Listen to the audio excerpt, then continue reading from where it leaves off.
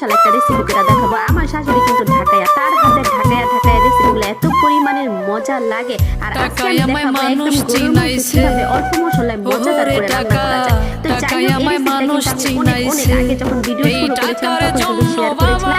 আপনারা আমাকে রিকোয়েস্ট করেছেন আপু পুরান ঢাকার একটা রেসিপি দেন। তো যাই হোক, আজকে যেহেতু বাসায় রান্না করবো সেটা আপনাদের সাথে শেয়ার করি। তো প্রথমে এখানে কাঁচামরিচ পেঁয়াজগুলোকে আগে তারপরে এখানে কতগুলো কাঁচা জিরা সুন্দর করে একদম মিহি করে বেটে দিবেন। আপনি কিন্তু চাইলে ব্লেন্ডও করতে পারেন। আর এই রেসিপিতে অবশ্যই কিন্তু কাঁচা জিরাটা বেটে দিবেন, তাহলে কিন্তু স্বাদ একদম 3 গুণ বেড়ে যায়, যেটা আমার শাশুড়ি সবসময় বলে। আর আমার শাশুড়ি কিন্তু আমার মতো পাতায় বেটে রান্না করতে বেশি বেশি পছন্দ করে।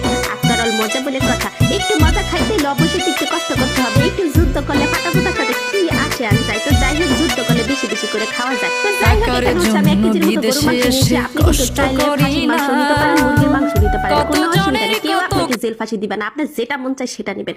তারপরে এখানে যে মশলাটা বেটে রেখেছেন সেটাও দিয়ে দিবেন পরিমাণ মতো আদা বাটা, পরিমাণ মতো রসুন বাটা দিয়ে দিবেন, ধনিয়া গুঁড়া পরিমাণ মতো, তারপর দিয়ে দিবেন দারচিনি, এলাচ, লবঙ্গ, গোলমরিচ, তারপর দিয়ে দিবেন পরিমাণ মতো লবণ, তারপর দিয়ে দিবেন পরিমাণ মতো হচ্ছে তেল। আচ্ছা, অনেক আপারা বলে আপা পরিমাণ মতো কি? আসলে আপনি যতটুকু মাংস নেবেন ততটুকুর উপরে ডিপেন্ড করে মশলাটা। এখন আমি এখানে 1 কেজি নিয়েছি, আমি 1 কেজির পরিমাণ অনুযায়ী দিয়েছি মশলাগুলা। এখন আপনি যদি 2 কেজি, 3 কেজি, 5 কেজি নেন, সেটার অনুযায়ী ডিপেন্ড করে। রানতে একদিন ঠিকই আপনি পরিমাণটা বুঝে ফেলবেন। তো যাই হোক, তারপর মাখা চাকা করে নেবেন, একদম সুন্দর করে মাখা চাকা করে নেবেন, একদম মশলাটা মাংসের গায়ে একদম মিশিয়ে নেবেন। তারপর এখানে আমি কি করেছি, 2 কাপ পরিমাণের দুধ দিয়েছি, দুধ দিয়ে সুন্দর করে ঢাকনা সহকারে রেখে দিয়েছি।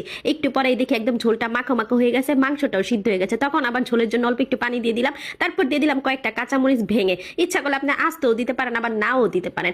কাঁচামরিচটা দিলে ভাল লাগে গ্রানটা। তারপর একদম যখন একদম সিদ্ধ হয়ে যাবে, মাংসগুলো একদম নরম তুলতুলে হয়ে যাবে, একদম ঝোলটা মাখো হয়ে যাবে, তখন অল্প একটু চিনি দিবেন। এটা আপনি চাইলে স্কিপও করতে পারেন, আবার দিতেও পারেন, কিন্তু চিনিটা দিলে বেশি মজা লাগে।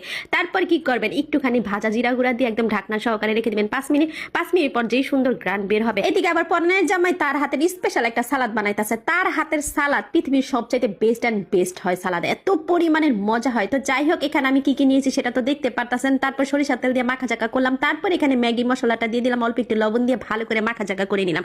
এই সালাদটা অবশ্যই আপনারা একদিন হলো বাসায় ট্রাই করে দেবেন, এটা খুবই মজা। রান্না বান্না তো অনেক হইলো, এখন হচ্ছে খাবার দাবারের পালা। জামাই আজকে কইছি, জামাই আজকে কিন্তু আমি খাবো, তুমি ভিডিও করবা। হ্যাঁ, রান্নার কালার দেখে খাইতে বসা পড়ছে, মানে কি একটা অবস্থা বলেন। হ্যাঁ, এই যে ভিডিও করতে যে কত কষ্ট হয়, সামনে এত মজার খাবার খায় আর পিছনে আমি মোবাইলটা ধরে থাকি, মানে কি যে একটা করুণ কাহিনী।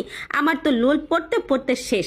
তো যাই হোক, জামাই খাইতাছে আর অনেক মজা হয়েছে। এদিকে আমার ছোট বাচ্চাকে কিন্তু আগে খাইয়ে দিয়েছি, সে কিন্তু অলরেডি লাইক দিয়ে দিচ্ছে। তারপর একদম সুন্দর করে সালাডটা মেখে একদম চুংপুং স্টাইল মুখের মধ্যে ঢুকাইতেছে। তো